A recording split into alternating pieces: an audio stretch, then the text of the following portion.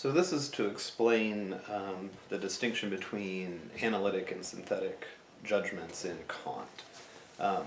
So this is an important sort of general idea that's in Kant's philosophy that you have to know in order to appreciate things he says in like multiple different areas. So of course it's important for epistemology, but it also shows up in his ethical theory, for instance, when he talks about grounding it in the sort of formal principle of reason as such and all that kind of stuff. So there are certain sort of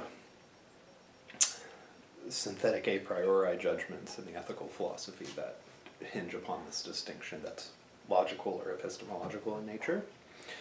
So the basic idea is that when something is analytic, the predicate that you attribute to a subject is contained already in the concept. So, for instance, that a triangle has three sides or something like that. The very concept of the triangle contains three-sidedness as a aspect of the very idea of a triangle, right? So we're not really getting anything new out of analytic judgments. They're not expanding our knowledge, they're clarifying. So the main thing that analytic judgments do is sort of to clarify concepts or lay out their logical components. Synthetic judgments, however, are ampliative, right? They amplify or they expand our knowledge. We get something new out of it. And of course, as synthetic implies, you're sort of adding things together. So this will be important for metaphysics when we talk about synthetic a prioris, right? A priori things that also are combinatory or ampliative or give us new insight into concepts of the understanding or something like that. So mathematics for Kant is largely synthetic a priori because it's talking about the sort of pure formal relationships between ideas and functions, that kind of thing. So that's the difference between analytic and synthetic. Now I've been using this term a priori.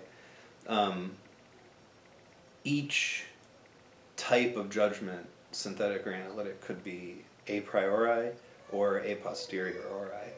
So that just is in relation to experience. A priori really it's prior to experience, right? It's before experience. And for Kant, a lot of this conceptual stuff, analytic concepts, are important for us to even have experience.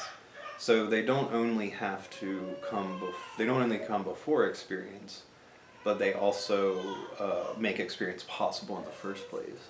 A posteriori just means after. It's posterior to, right? It's after experience.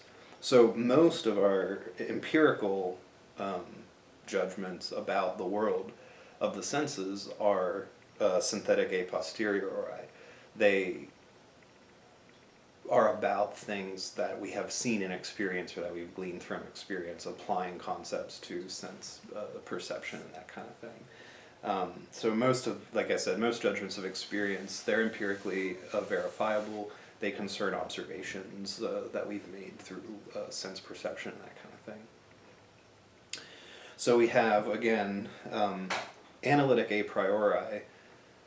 It functions on the relationship of identity. The concept contains analytically the assertions that we want to make about it.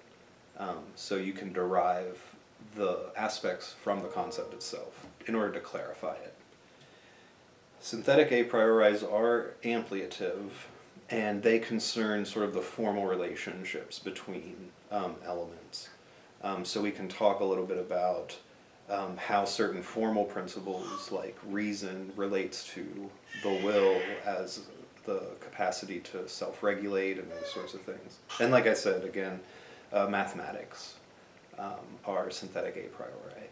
Or the entailments of the concepts of the understanding from the Critique of Pure Reason are synthetic a priori, right? All metaphysical knowledge in any way is essentially synthetic a priori. Then, for the a posteriori, there are no analytic a posterioris, right? because you can't glean like tautological truth from experience. Um, it has to do with the concepts themselves. And so since the concepts are the things that you're using in order to like judge and generate the sensibility of experience, its meaning and signification, you can't get a tautological truth after experience. All that has to come from the understanding and concepts. So analytic a posteriori, that's an empty category. There is no such judgment.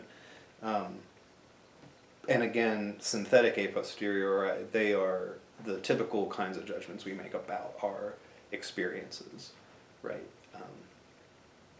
So that is the analytic synthetic distinction, and how analytic judgments can be a priori but not a posteriori, and synthetic judgments, which, when they're of metaphysical, speculative philosophy concerning pure formal relations, those are synthetic a prioris, like mathematics, formal mathematics. And then our normal judgments about our empirical experience is synthetic a posteriori. We're just combining and making judgments, applying concepts to sense data that we're getting. We can make inferences and discover new knowledge about the world of the senses, and all of that kind of stuff. Okay? So those are those basic distinctions. I hope you find that to be helpful. Thanks.